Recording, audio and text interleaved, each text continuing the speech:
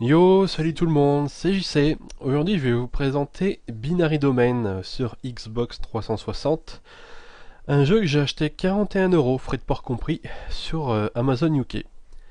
Donc pour l'histoire, ça se passe en 2080. On contrôle le héros de service Dan Marshall, qui est un membre de la Rest Crew.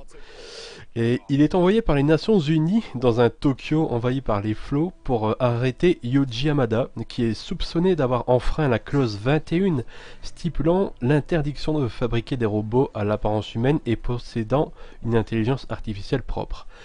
Et il fera la rencontre des autres membres de la Rest Crew plus tard dans le jeu, et ils devront tous mettre fin aux agissements du grand méchant de service.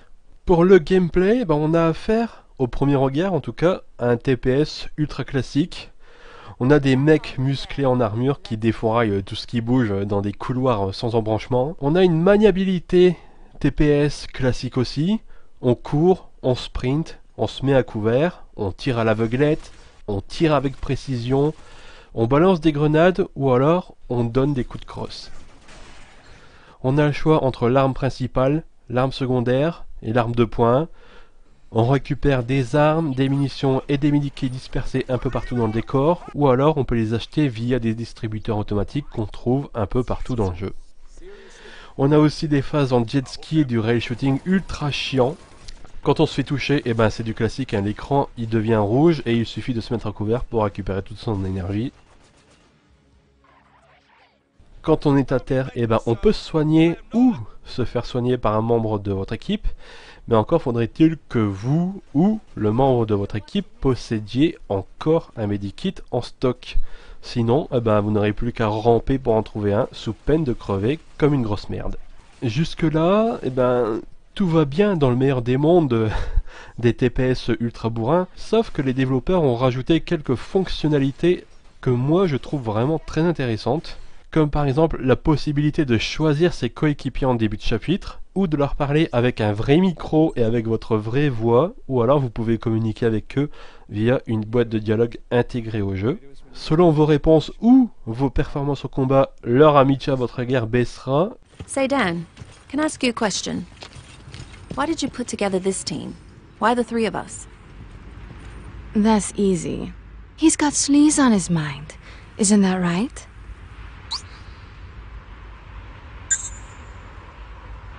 I knew it. What an asshole. Really? I prefer a man at least be upfront about what he wants than lie to keep me happy. Et dans ce cas-là, ils n'obéiront plus à vos ordres, qui sont d'attaquer, de vous couvrir, de charger l'ennemi ou encore de se regrouper. Alors on peut upgrader son arme principale ainsi que celle de ses coéquipiers grâce aux distributeurs automatiques que vous trouvez un peu partout dans le jeu. On les achète avec des crédits qu'on obtient tout simplement en éliminant des ennemis. Les améliorations rendront vos armes par exemple plus puissantes, ou alors elles vous permettront de tirer plus vite ou plus loin.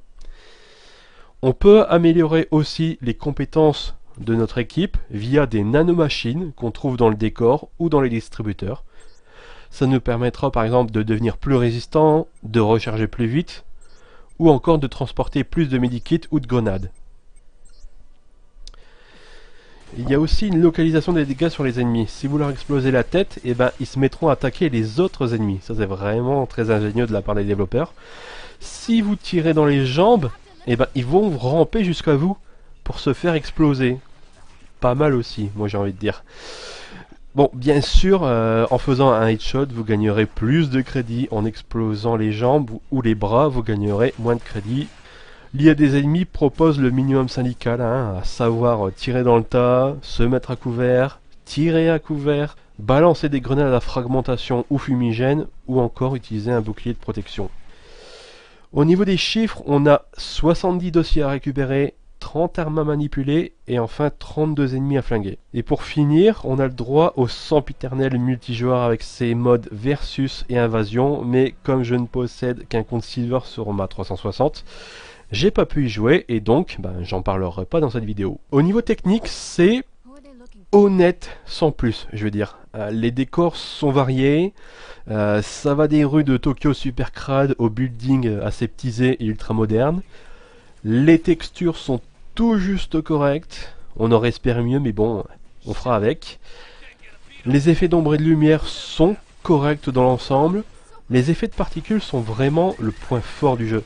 Parce que ça explose vraiment de partout et on en prend plein les yeux. Ça, c'est vraiment, vraiment génial. A noter aussi qu'on a des ralentissements dans les zones vastes et bourrées d'action, mais ça, c'était vraiment cousu de fil blanc avec un moteur 3D vraiment, vraiment très vieillot. La modélisation des personnages est assez réussie dans le sens où la proportion des corps est bien respectée, même si on a affaire à des clichés ou des incohérences comme le gros black musclé avec sa sulfateuse ou encore la chinoise de 30 kg tout mouillé qui se trimballe avec un snipe de 15 kg pendant tout le jeu quand même. Les expressions faciales sont tantôt réussies, tantôt bâclées, ça dépend vraiment des moments. Les cinématiques faites avec le moteur du jeu sont vraiment spectaculaires et avec de grands morceaux de bravoure à l'intérieur pour vous en mettre vraiment plein la vue, ça c'est vraiment du tout bon. Les animations sont pas top, avec des persos assez lourds et rigides, c'est vraiment du gros pâteau à la Gears of War, c'est vraiment pas cool du tout de ce point de vue-là. La musique c'est un mélange de rock et de techno, c'est sans saveur, c'est nul, bref, à oublier.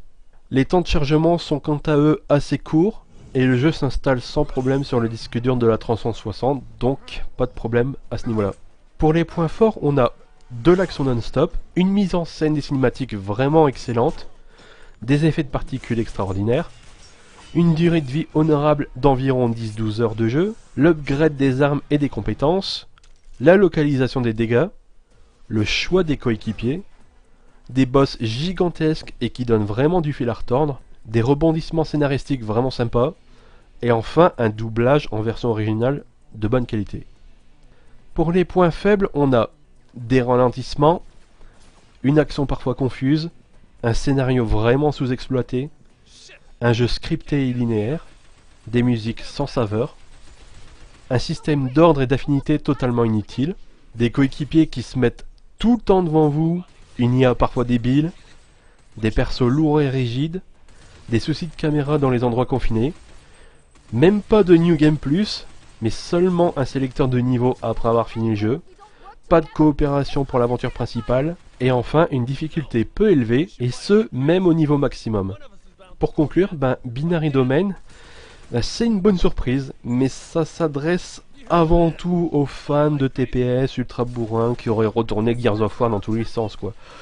Et c'est le genre de personnes qui cherchent autre chose, j'ai envie de dire, que Gears of War, un peu plus de nouveautés.